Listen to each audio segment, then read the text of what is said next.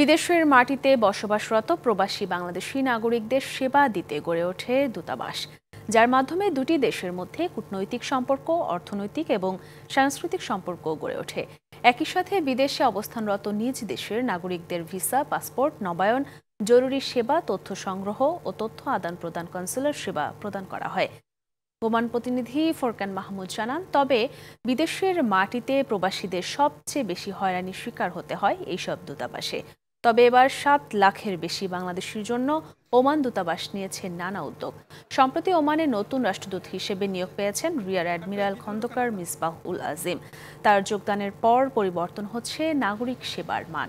ওমানে দূতাবাস সেবার মান বাড়াতে চালু করেছে পাসপোর্ট সেবার অনলাইন শিডিউল, বৃদ্ধি করেছে দূতাবাসের কর্মচারী, একই সাথে জরুরি সেবা সার্ভিসও। দূতাবাসের এমন উদ্যোগকে স্বাগত জানিয়েছে সেবা প্রার্থীরা।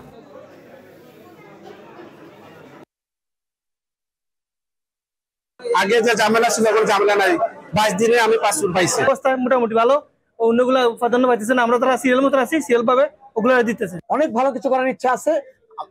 এটা সেবামূলক প্রতিষ্ঠান, যাতে প্রবাসী ভাইরা এখান থেকে সঠিক সেবাটা পায়। পাসপোর্টের একটা অনলাইন অ্যাপ্লিকেশন সাবমিট করেন, ই পাসপোর্টের অনলাইন অ্যাপ্লিকেশন। তো সাথে সাথে স্বয়ংক্রিয়ভাবে আপনাকে একটি অ্যাপয়েন্টমেন্ট ডেট এবং অ্যাপয়েন্টমেন্ট টাইম প্রদান করা হয়। তো আপনারা সবাই যদি দূতাবাসে আমাদের ওই অ্যাপয়েন্টমেন্ট ডেট এবং টাইম অনুযায়ী দূতাবাসে আসেন, আমরা আপনাকে শতভাগ নিশ্চয়তা প্রদান করছি যে আপনার কাজটি দিনে দিনে হয়ে যাবে।